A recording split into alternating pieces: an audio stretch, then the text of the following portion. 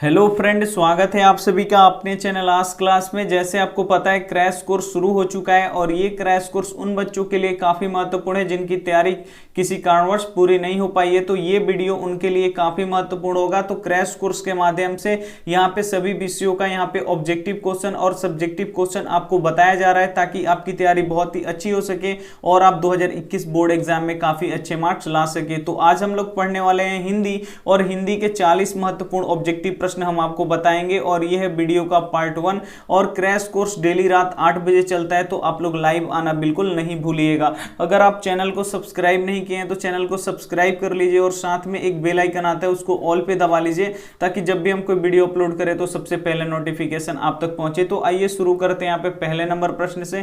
पहला प्रश्न है, श्रम विभाजन और जाति प्रथा के लेखक कौन है? जो पुस्तक है श्रम विभाजन और जाति प्रथा, उसके लेखक कौन है आपको बताना है। ए ऑप्शन है महात्मा गांधी, बी ऑप्शन है भीमराव अंबेडकर, सी ऑप्शन है राम मनोहर लोहिया, डी ऑप्शन है यहाँ पे जवाहरलाल नेहरू।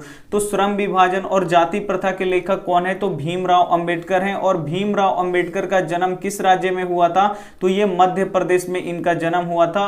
और एक प्रश्न ये भी आता है कि भारतीय संविधान किसने लिखा? तो भारतीय संविधान डॉक्टर भीमराव अंबेडकर जी ने ही लिखा। भारतीय संविधान क्या है? तो जिससे ये अपना देश चलता है, जिस पुस्तक से, वही क्या है यहाँ पे भारतीय संविधान है। और उस बुक को यानी उस किताब को लिखने वाले कौन है? तो डॉक्टर भीमराव अंबेडकर जी हैं। और इनका जन्म कहां पे हुआ था? ये भी प्रश्न आता है कि डॉक्टर भीमराव अंबेडकर का जन्म किस राज्य में हुआ था?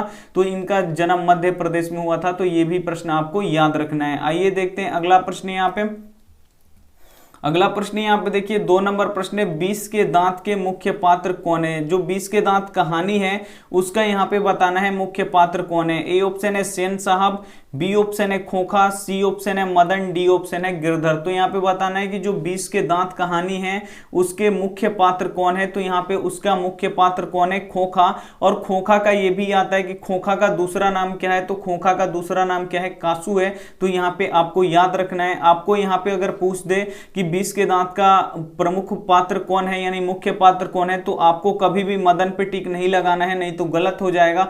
20 के दांत का मुख्य पात्र कौन है? तो खोखा है, ये आपको याद रखना है। आइए देखते हैं अगला प्रश्न। यहाँ पे अगला प्रश्न यहाँ पे देखिए 3 नंबर प्रश्न है, भारत में सर्वाधिक आबादी कहाँ बसती है? जो भारत की आबादी है वो सर्वाधिक कहाँ पे बसती है? ए ऑप्शन है यहाँ पे महानगरों में, बी ऑप्शन है शहरों में, सी ऑप्शन है गांव में, डी ऑप्शन है गलियों में। तो भारत में जो सर्वाधिक आबादी होती है वो कहाँ पे बसती है? तो ये किनके अनुसार बताना है? तो लेखक के अनुसार बताना है कि भारत की जो सर्वाधिक आबादी है वो कहाँ पे बसती है। तो भारत की सर्वाधिक आबादी कहाँ पे बसती है? तो गाँव में बसती है, यानी यहाँ पे सी ऑप्शन क्या हो जाएगा? यहाँ पे बिल्कुल सही हो जाएगा। ये किसके अनुसार बताना है? तो लेखक के अनुसार बताना है, यानी यहाँ पे सी ऑप्शन क्या हो जाएगा? बिल्कुल सही हो जाएगा। आपको यहाँ पे व्याकरण के भी प्रश्न मिलेंगे काफी महत्वपूर्ण, तो उसको भी आप लोग सॉल्व करते चलिएगा। यहाँ पे देखिए व्याकरण का प्रश्न आ गया।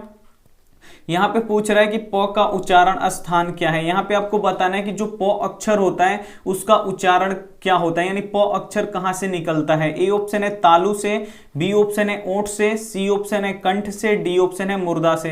तो यहाँ पे जब आप प बोलिएगा तो ये कहाँ से निकलता है? तो ये ओंठ से निकलता है। आप लोग प बोल के देख लीजिए, ये कहाँ से निकलता है? ओंठ से निकलता है, यानी यहाँ पे बी ऑप्शन क्या हो जाएगा? बिल्कुल सही हो जाएगा। वीडियो अच्छी लग रही हो तो वीडियो को आप लोग लाइक कर दीजिएगा। और आपको पूरे के पूरे 40 प्रश्न आपको देखने हैं। 40 प्रश्न आप देखिएगा तो ये 40 प्रश्न आपको यहीं पे याद भी हो जाएगा और अच्छी तरीके से आपको आज समझ में भी आएगा। आइए देखते हैं अगला प्रश्न। यहाँ पे अगला प्रश्न आप देखिए 5 नंबर प्रश्न है, बहादुर कहाँ का रहने वाला था? जो बहादुर है वो कहाँ के रहने वाला था? ए ऑप्शन है बिहार, बी ऑप्शन है उत्तर प्रदेश, सी ऑप्शन है नेपाल, डी ऑप्शन है भूटान। तो जो बहादुर था, जो लेखक के घर नौकर का काम करता था, वो बहादुर कहाँ का रहने वाला था? तो बहादुर कहाँ का रहने वाला था? नेपाल का रहने वाला था। और ये नेपाल से भागकर कहाँ आ गया था? लेखक के घर आ गया था। तो ये भी प्रश्न आता है कि बहादुर कहाँ का रहने वाला था? तो नेपाल के रहने वाला था। और ये प्रश्न आता है कि बहादुर का जो पिता था वो कहाँ पे मारा गया था? तो बहादुर का पिता कहाँ पे मारा गया था? युद्ध में मारा गया था। तो ये भी आपको याद रखना है। और एक प्रश्न ये भी आता है कि बहादुर अपने घर से क्यों भागा था? तो बहादुर अपने घर से इसलिए भागा था क्योंकि उसकी माँ मारती थी उसे, तो इसलिए अपने माँ के मार के कारण वो क्या हो गया? अपना घर छोड़ के भाग गया और कहाँ पे आ गया? यहाँ पे लेखक के घर आ गया और नौकर का कार्य करने लगा। तो यहाँ पे पूछा है कि बहादुर कहाँ का रहने वाला था, तो बहादुर नेपाल का रहने वाला था, यानी यहाँ पे सी ऑप्शन क्या हो जाएगा, बिल्कुल सही हो जाएगा। ये देखते हैं अगला प्रश्न यहाँ पे 6 नंबर प्रश्न है, जार शाही कहाँ थी? जो जार शाही थी वो कहाँ थी? ए ऑप्शन है रूस में, बी ऑप्शन है फ्रांस में, सी ऑप्शन है नेपाल में, डी ऑप्शन है चीन में। तो जार शाही कहाँ थी आपको बताना है। तो जार शाही कहाँ थी? रूस में थी, यानी यहाँ पे ए ऑप्शन क्या हो जाएगा, यहाँ पे बिल्कुल सही हो जाएगा। जो रूस के राजा होते थे उन्हें क्या बोला जाता था? जार बोला जाता था। तो ये भी आपको याद रखना है, काफी ही महत्वपूर्ण है। यानी यहाँ पे जार शाही कहाँ थी? तो रूस में थी, यानी यहाँ पे ए ऑप्शन क्या हो जाएगा, बिल्कुल सही हो जाएगा। ये देखते हैं अगला प्रश्न यहाँ पे। अगला प्रश्न यहाँ पे देखिए 6 नंबर प्रश्न है, सूरदास शब्द में कौन सी संज्ञा है? जो सूरदास शब्द है उसमें कौन सी संज्ञा है आपको बताना है। ए ऑप्शन है व्यक्तिवाचक, बी ऑप्शन है जातिवाचक, सी ऑप्शन है भाववाचक, डी ऑप्शन है समूहवाचक। तो सूरदास क्या है? एक नाम है। जब नाम वैसी संज्ञा जिसमें किसी व्यक्ति या वस्तु का नाम का बोध होता है उसे हम लोग क्या बोलते हैं? व्यक्तिवाचक संज्ञा बोलते हैं। तो यहाँ पे देखिए ये जो सूरदास है वो क्या है? यहाँ पे एक नाम है, और नाम किस में आता है? तो ये व्यक्तिवाचक संज्ञा में आता है, यानी यहाँ पे क्या हो जाएगा, ए ऑप्शन क्या हो जाएगा, यहाँ पे बिल्कुल सही हो जाएगा। आइए देखते हैं अगला प्रश्न यहाँ पे। अगला प्रश्न यहाँ पे देखिए 8 नंबर प्रश्न है, रोन नदी कहां स्थित है? जो रोन नदी है वो बताना है आपको कि रोन नदी कहां स्थित है। ए ऑप्शन है फ्रांस में, बी ऑप्शन है रूस में, सी ऑप्शन है जर्मनी में, डी ऑप्शन है यहाँ पे अमेरिका में। तो जो रोन नदी है ये आपको बताना है कि जो रोन नदी है वो कहां स्थित है। तो रोन नदी कहां स्थित है? फ्रांस में स्थित है, यानी यहाँ पे ए ऑप्शन क्या हो जाएगा, यहाँ पे बिल्कुल सही हो जाएगा। और अविन्यो, ये भी प्रश्न आता है कि अविन्यो किस नदी के किनारे स्थित है? तो अविन्यो किस नदी के किनारे स्थित है? रोन नदी के किनारे स्थित है। तो ये भी आपको याद रखना है। आइए देखते हैं अगला प्रश्न यहाँ पे। अगला प्रश्न यहाँ पे देखिए 9 नंबर प्रश्न है, भीमराव अंबेडकर अपना प्रेरणा स्रोत किसे मानते थे? ए ऑप्शन है यहाँ पे बुद्ध को, बी ऑप्शन है कबीर को, सी ऑप्शन है ज्योतिबा फूले को, डी ऑप्शन है सभी को। तो जो डॉक्टर भीमराव अंबेडकर थे अपना प्रेरणा स्रोत किसे मानते थे? तो भगवान बुद्ध को भी मानते थे, कबीर दास को भी मानते थे, और ज्योतिबा फूले को भी मानते थे, यानी यहाँ पे डी ऑप्शन क्या हो जाएगा, बिल्कुल सही हो जाएगा। ये जो तीनों थे वो डॉक्टर भीमराव अंबेडकर के प्रेरणा स्रोत थे। तो यहां पे डी ऑप्शन क्या हो जाएगा, बिल्कुल सही हो जाएगा। ये देखते हैं अगला प्रश्न यहां पे। अगला प्रश्न यहाँ पे देखिए 10 नंबर प्रश्न है, बहादुर लेखक का घर छोड़कर क्यों भाग गया? जो बहादुर था वो लेखक का घर क्यों छोड़कर भाग गया? ए ऑप्शन यहाँ पे चोरी का आरोप लगने पर, बी ऑप्शन है खाना नहीं मिलने पर, सी ऑप्शन है बहुत काम करना पड़ता था, डी ऑप्शन है गाय चराना पड़ता था। तो यहाँ पे देखिए जो बहादुर था वो लेखक का घर क्यों छोड़कर भागा? तो बहादुर लेखक का घर इसलिए छोड़कर भागा क्योंकि उस पर चोरी का इल्जाम लग गया, यानी यहाँ पे ए ऑप्शन क्या हो जाएगा, यहाँ पे बिल्कुल सही हो जाएगा। और वो भी चोरी का इल्जाम कितना रुपया का लगा था? तो 11 रुपया का लगा था। ये भी प्रश्न आता है कि बहादुर पर कितने रुपए का चोरी का इल्जाम लगा था? तो बहादुर पे 11 रुपए का चोरी का इल्जाम लगा था। वो भी इल्जाम कैसा था? तो झूठा इल्जाम था, और यही सहन नहीं कर पाया बहादुर और लेखक का घर छोड़कर चला गया।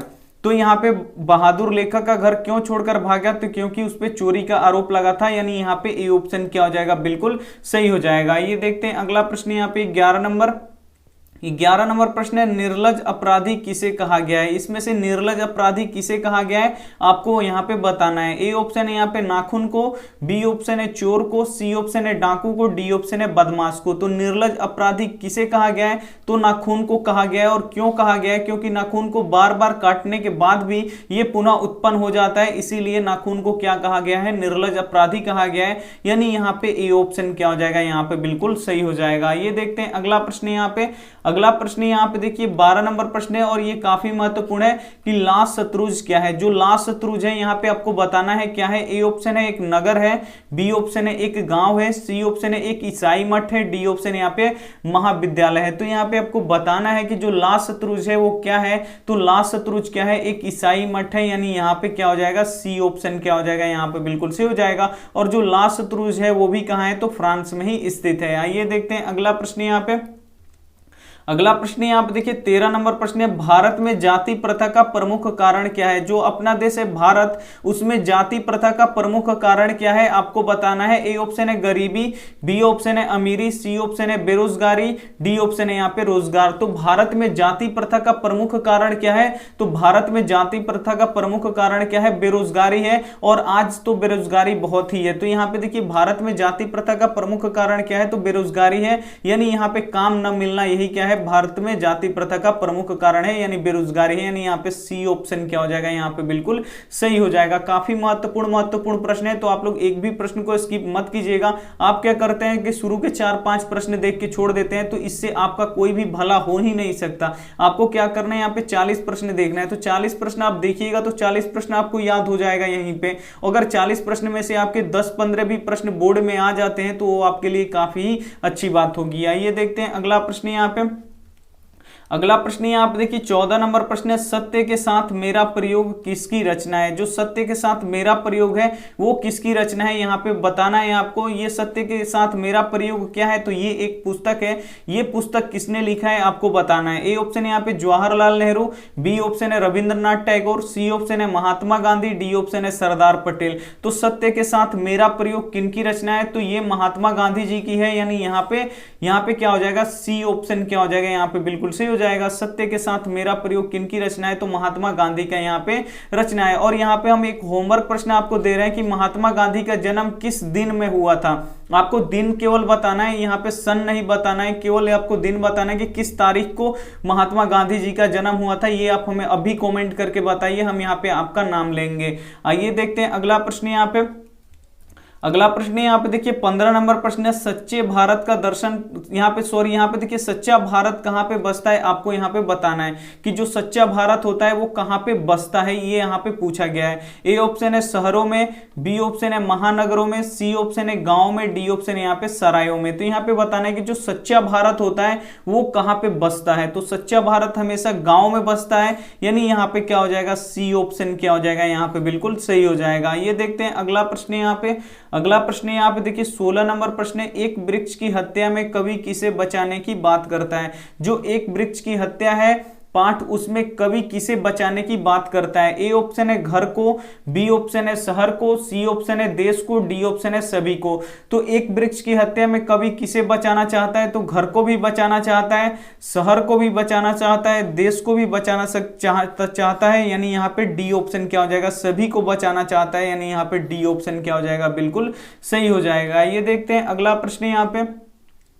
अगला प्रश्न यहाँ पे 17 नंबर, अंबेडकर के अनुसार भाईचारे का वास्तविक रूप है। यहाँ पे बताना है कि जो डॉक्टर भीमराव अंबेडकर हैं उनके अनुसार भाईचारा का वास्तविक रूप क्या होना चाहिए, यानी भाईचारे का वास्तविक रूप कैसा होना चाहिए। ए ऑप्शन यहाँ पे शहद की तरह, बी ऑप्शन है दूध पानी के मिश्रण की तरह, सी ऑप्शन है शक्कर पानी के मिश्रण की तरह, डी ऑप्शन है इनमें से सभी। तो अंबेडकर के अनुसार भाईचारे का वास्तविक रूप कैसा होना चाहिए, तो दूध पानी के मिश्रण की तरह होना चाहिए। जो हिंदू मुस्लिम सिख ईसाई हैं वो ऐसे रहें कि उन्हें कोई भी अलग नहीं कर सकता। ये अंबेडकर के अनुसार भाईचारे का वास्तविक रूप है, यानी यहाँ पे बी ऑप्शन क्या हो जाएगा, यहाँ पे बिल्कुल सही हो जाएगा। ये देखते हैं अगला प्रश्न।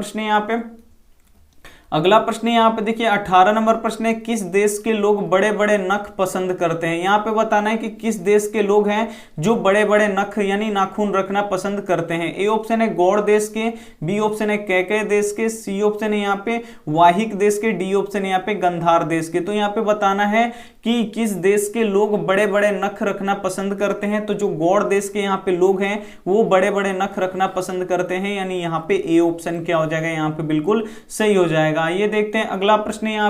अगला प्रश्न यहाँ पे देखिए 19 नंबर प्रश्न है, मैक्स मूलर को वेदांतियों का वेदांती किसने कहा है। काफी महत्वपूर्ण प्रश्न है कि मैक्स मूलर को वेदांतियों का वेदांती किसने कहा है। ए ऑप्शन है यहाँ पे विवेकानंद ने, बी ऑप्शन है रामानुजाचार्य ने, सी ऑप्शन है यहाँ पे शंकराचार्य ने, डी ऑप्शन है यहाँ पे महात्मा गांधी ने। तो जो मैक्स मूलर थे उनको वेदांतियों का वेदांती किसने कहा है, तो विवेकानंद जी ने कहा है, यानी यहाँ पे क्या हो जाएगा, ए ऑप्शन क्या हो जाएगा, यहाँ पे बिल्कुल सही हो जाएगा। और ये प्रश्न काफी ही महत्वपूर्ण है आपके बोर्ड एग्जाम के लिए। आइए देखते हैं यहाँ पे व्याकरण का ये प्रश्न है, 20 नंबर प्रश्न है, मैं हम कौन सा पुरुष है। यहाँ पे बताना है कि जो मैं और हम शब्द है इसमें कौन सा पुरुष है। ए ऑप्शन है यहाँ पे उत्तम पुरुष, बी ऑप्शन है मध्यम पुरुष, सी ऑप्शन है यहाँ पे अन्य पुरुष, डी ऑप्शन है इनमें से कोई नहीं। तो मैं और हम शब्द है उसमें कौन सा पुरुष है, तो उत्तम पुरुष है, यानी यहाँ पे पहला जो पुरुष होता है उसे उत्तम पुरुष बोला जाता है, यानी यहाँ पे क्या हो जाएगा, ए ऑप्शन क्या हो जाएगा, बिल्कुल सही हो जाएगा। मैं और हम में कौन सा पुरुष है यहाँ पे, तो उत्तम पुरुष है, यानी यहाँ पे ए ऑप्शन क्या हो जाएगा, बिल्कुल सही हो जाएगा। और आप और तुम में कौन सा है, तो मध्य पुरुष है, तो ये भी आपको पता होना चाहिए। आइए देखते हैं अगला प्रश्न यहाँ पे।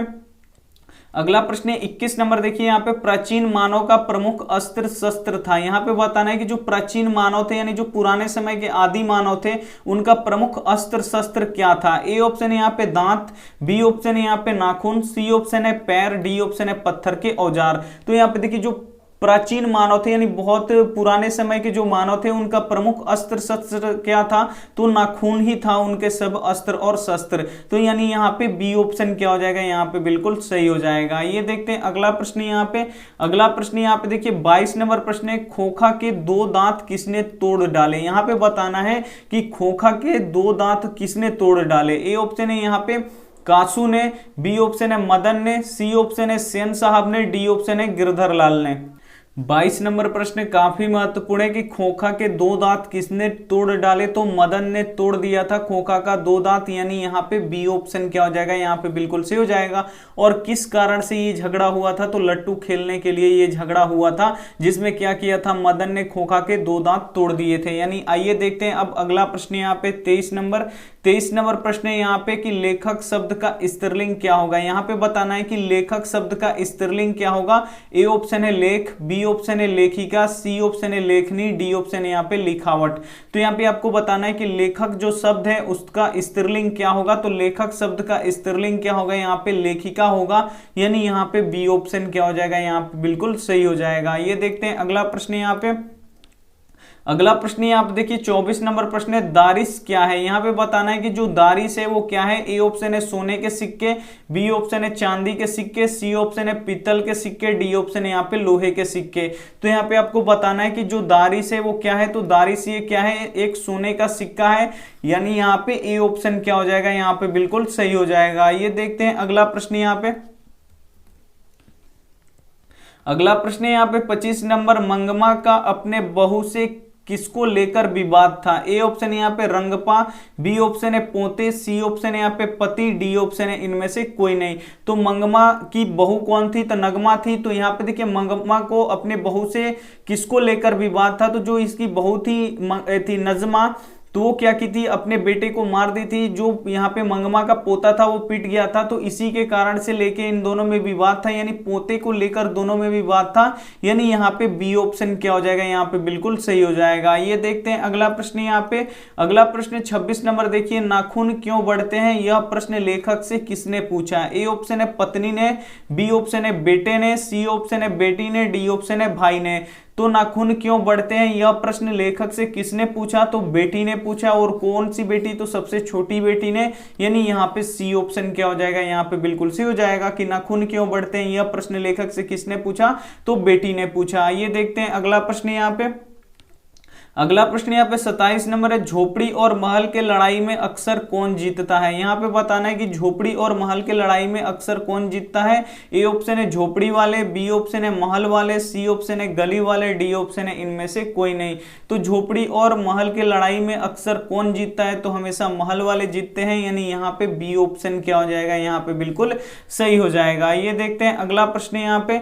अगला प्रश्न यहाँ पे देखिए 28 नंबर प्रश्न है, कौन लालची और लंपट किस्म का आदमी था। इसमें से बताना है कि कौन लालची और लंपट किस्म का आदमी था। ए ऑप्शन है मंगमा, बी ऑप्शन है यहाँ पे पपाती, सी ऑप्शन है यहाँ पे रंगपा, डी ऑप्शन है यहाँ पे सभी गलत है। तो यहाँ पे आपको बताना है कि कौन लालची और लंपट किस्म का आदमी था। तो जो रंगपा था वो लंपट और यहाँ पे लालची किस्म का आदमी था, यानी यहाँ पे सी ऑप्शन क्या हो जाएगा, बिल्कुल सही हो जाएगा। ये देखते हैं अगला प्रश्न यहाँ पे। अगला प्रश्न ये है, व्याकरण से यहाँ पे पूछ रहा है कि अनिश्चयवाचक सर्वनाम कौन सा है। ए ऑप्शन है यह, बी ऑप्शन है यहाँ पे वह, सी ऑप्शन है यहाँ पे कोई, डी ऑप्शन है यहाँ पे आप। तो अनिश्चयवाचक सर्वनाम किसे बोलते हैं, तो जिससे अनिश्चयता का बोध होता है उसे हम लोग अनिश्चयवाचक सर्वनाम बोलते हैं। तो यहाँ पे देखिए जो कोई है ये क्या है, इससे अनिश्चय का बोध होता है, इससे क्लियर नहीं हो पाता है कि यहाँ पे देखिए कोई आया था, अब वो पता नहीं है कि कौन आया था। अगर यही रहता है यहाँ पे कि यह आया था, तो यह पता है कि यही लड़का है जो आया था। लेकिन यहाँ पे अगर रहता कि कोई आया है, तो कोई यानी कौन आया है ये अभी पता नहीं है, इससे अनिश्चयता का बोध होता है। तो अनिश्चयवाचक सर्वनाम क्या होगा यहाँ पे, तो यहाँ पे कोई हो जाएगा, यानी यहाँ पे सी ऑप्शन क्या हो जाएगा, यहाँ पे बिल्कुल सही हो जाएगा। ये देखते हैं अगला प्रश्न यहाँ पे। अगला प्रश्न यहाँ पे देखिए 30 नंबर प्रश्न है, मैक्स मूलर के अनुसार सर्वाधिक संपदा और प्राकृतिक सौंदर्य से परिपूर्ण देश कौन सा है। यहाँ पे बताना है कि जो मैक्स मूलर है उनके अनुसार बताना है कि सर्वाधिक संपदा और प्राकृतिक सौंदर्य से परिपूर्ण कौन सा देश है। ए ऑप्शन है भारत, बी ऑप्शन है जर्मनी, सी ऑप्शन है यूनान, डी ऑप्शन है अफ्रीका। तो यहाँ पे बताना है कि कौन सर्वाधिक संपदा और प्राकृतिक सौंदर्य से परिपूर्ण देश है। तो अपना देश भारत है, यानी यहाँ पे ए ऑप्शन क्या हो जाएगा, यहाँ पे बिल्कुल सही हो जाएगा। ये देखते हैं अगला प्रश्न यहाँ पे। अगला प्रश्न है यहाँ पे देखिए 31 नंबर प्रश्न है, पिताजी किससे नाराज थे। जो पिताजी थे वो किससे नाराज थे। ए ऑप्शन है संतु से, बी ऑप्शन है भग्गू से, सी ऑप्शन है दीदी से, डी ऑप्शन है नरेन से। तो जो पिताजी थे लेखक के वो किनसे नाराज थे, तो वो दीदी से नाराज थे, यानी यहाँ पे क्या हो जाएगा, सी ऑप्शन क्या हो जाएगा, यहाँ पे बिल्कुल सही हो जाएगा। अगर वीडियो को लाइक नहीं किए तो लाइक कर दीजिए और आप लोग प्लीज शुरू से लेके अंत तक देखिएगा। 40 ही प्रश्न है, अब ज्यादा प्रश्न यहाँ पे नहीं बचा है। आइए देखते हैं अगला प्रश्न यहाँ पे 32 नंबर प्रश्न है, हिरोशिमा कहाँ स्थित है। और ये काफी महत्वपूर्ण प्रश्न है कि जो हिरोशिमा है वो कहाँ पे स्थित है। ए ऑप्शन है चीन में, बी ऑप्शन है जर्मनी में, सी ऑप्शन है नेपाल में, डी ऑप्शन है जापान में।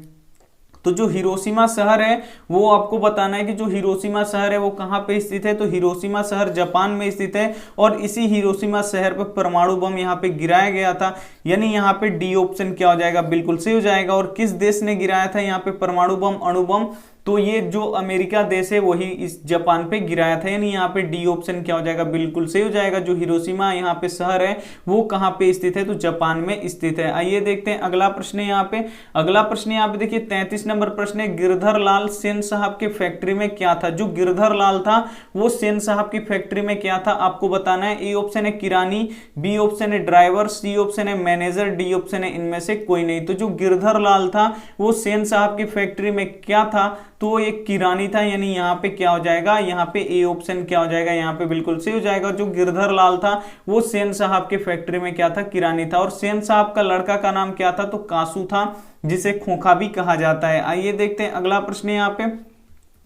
अगला प्रश्न यहाँ पे देखिए 34 नंबर प्रश्न है, दूसरों के इशारे पर भटकने वाले लोग को क्या कहते हैं। जो दूसरों के इशारे पर भटकते हैं वैसे लोगों को क्या बोला जाता है। ए ऑप्शन है भले लोग, बी ऑप्शन है मूढ़ लोग, सी ऑप्शन है ज्ञानी लोग, डी ऑप्शन है यहाँ पे विद्वान लोग। तो दूसरों के इशारे पर भटकने वाले लोग को क्या बोला जाता है, तो मूढ़ लोग बोला जाता है, यानी यहाँ पे बी ऑप्शन क्या हो जाएगा, यहाँ पे बिल्कुल सही हो जाएगा। ये देखते हैं अगला प्रश्न यहाँ पे। अगला प्रश्न यहाँ पे देखिए 35 नंबर प्रश्न है और ये है व्याकरण से कि वह पत्र लिख रहा है में कौन सा काल है। यहां पे बताना है कि वह पत्र लिख रहा है, यहाँ पे जो है वो उसमें कौन सा काल है। ए ऑप्शन है यहाँ पे वर्तमान काल, बी ऑप्शन है भविष्य काल, सी ऑप्शन है भूतकाल, डी ऑप्शन है इनमें से कोई नहीं। तो वर्तमान काल किसे बोला जाता है, जो अभी चल रहा है उसे हम लोग क्या बोलते हैं, वर्तमान काल। भविष्य काल किसे बोला जाता है, जो आने वाला है उसे हम लोग भविष्य काल बोलते हैं। और भूतकाल किसे बोलते हैं, तो जो बीत चुका है उसे हम लोग भूतकाल बोलते हैं। तो वह पत्र लिख रहा है, यानी उसका अभी लिखना जारी है, अभी वो लिख ही रहा है पत्र, यानी वो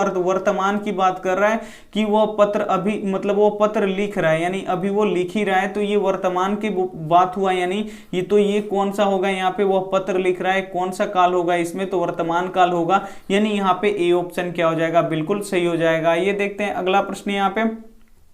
अगला प्रश्न यहाँ पे 36 नंबर, विशाल भारत में कौन सी चीज का खान है। यहाँ पे बताना है कि जो विशाल भारत है अपना उसमें किस चीज की खान है। ए ऑप्शन है सोने का, बी ऑप्शन है चांदी का, सी ऑप्शन है कोयले का, डी ऑप्शन है यहाँ पे चावल का। तो विशाल भारत में किस चीज का खान है, तो कोयले का यहाँ पे बहुत बड़ा खान है, यानी यहाँ पे क्या हो जाएगा, सी ऑप्शन क्या हो जाएगा, बिल्कुल सही हो जाएगा। आइए देखते हैं अगला प्रश्न यहाँ पे। अगला प्रश्न यहाँ पे देखिए 37 नंबर प्रश्न है, मदन किसका बेटा है। यहाँ पे बताना है कि जो मदन है वो किसका बेटा है। ए ऑप्शन है यहाँ पे सेन साहब का, बी ऑप्शन है गिरधर लाल का, सी ऑप्शन है खोखा का, डी ऑप्शन है यहाँ पे पत्रकार का। तो मदन किसका बेटा है यहाँ पे आपको बताना है। तो जो मदन है वो गिरधर लाल का यहाँ पे बेटा है। और गिरधर लाल कौन है, तो सेन साहब में किरानी, सेन साहब का जो फैक्ट्री है उसमें ये किरानी का कार्य करता था, यानी यहाँ पे बी ऑप्शन क्या हो जाएगा, बिल्कुल सही हो जाएगा।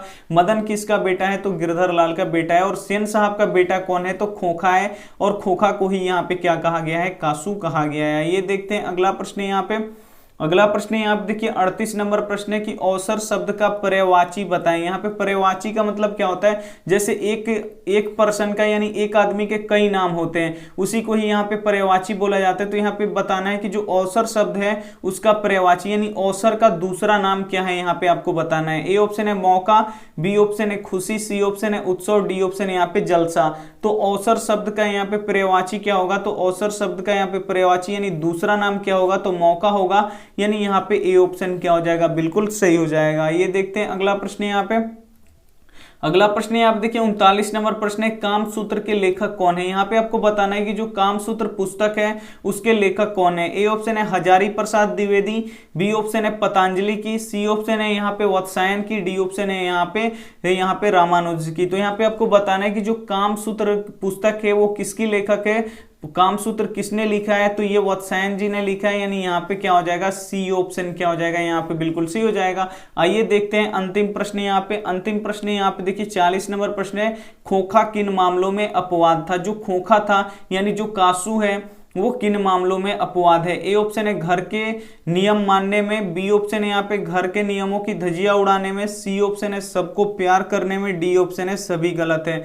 तो यहाँ पे आपको बताना है कि जो खोखा है वो किन मामलों में अपवाद था। तो खोखा किन मामलों में अपवाद था, तो घर के नियमों की धज्जियां उड़ाने में वो अपवाद था, यानी यहाँ पे बी ऑप्शन क्या हो जाएगा, यहाँ पे बिल्कुल सही हो जाएगा। ये थे हमारे 40 महत्वपूर्ण ऑब्जेक्टिव प्रश्न जो 2021 बोर्ड एग्जाम के लिए काफी महत्वपूर्ण है। अगर कोई भी प्रश्न आपसे छूट गया है, आप लेट जुड़े हैं, तो इसे आप लोग फिर से एक बार देख लीजिएगा ताकि आप 40 प्रश्न देख पाए और 40 प्रश्न आपको यहीं भी याद हो जाएगा। अगर वीडियो अच्छी लगी हो तो यहाँ पे देखिए आप लोग लाइक कर दीजिएगा। और ये रहा आपका होमवर्क प्रश्न, इसका जवाब आपको क्या करना है, कमेंट में देना है।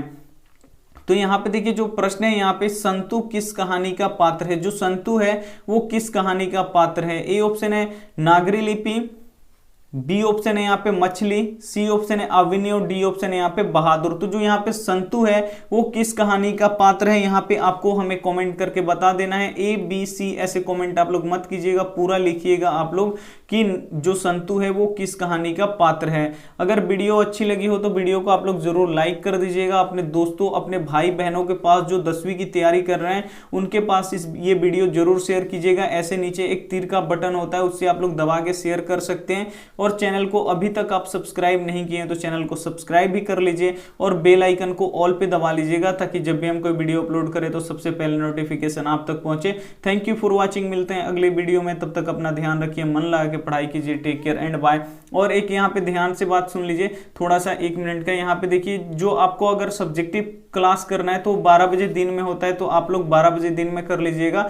और यहाँ पे देखिए अगर आपको मॉडल पेपर यहाँ पे पढ़ना है जिसे हम लोग प्रैक्टिस सेट भी बोलते हैं, तो अगर आपको प्रैक्टिस सेट करना है तो वो यहाँ पे 5 बजे सुबह में चलता है, तो वो भी आप लोग क्लास ज्वाइन कर सकते हैं अगर यहाँ पे मॉडल सेट आपको पढ़ना है तो। थैंक यू फॉर वॉचिंग, मिलते हैं अगले वीडियो में, तब तक अपना ध्यान रखिए। Take care and bye.